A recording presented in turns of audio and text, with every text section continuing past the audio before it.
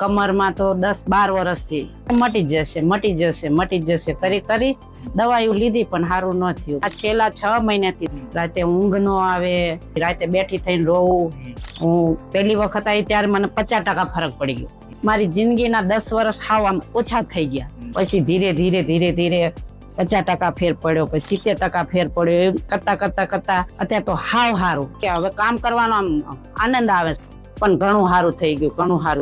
માટે ડોક્ટરને બતાવ્યું હતું એ ટાઈમે કે તમાર નસ દબાય છે, આ દવા ખાઓ એટલે તમને એમ કે નસ ખુલી જશે. મેં દવા ખાધી 3 મહિના પણ ફેર ના પડ્યો.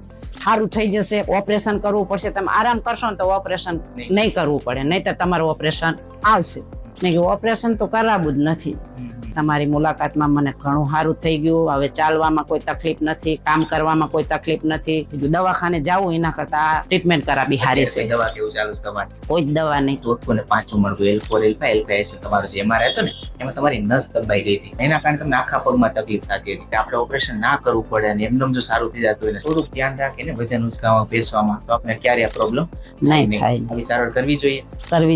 આ બધું કેવું છે ઓપરેશન થી તમને બટવાનું છે. ઓપરેશન પહેલા જો આ થેરાપી લઈ લઈએ અને આપણે કદાચ દુખાવો બંધ હોત ને તો બધાને સારું થઈ જાય. આમાં કેવું હોય છે મારી પાસે 70-80% રિઝલ્ટ છે.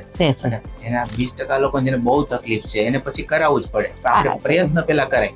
મેરા વગર આપણે સીધું ડાયરેક્ટ ઓપરેશન નું ડિસિઝન ન લેવાય. છેલ્લો ઓપ્શન છે.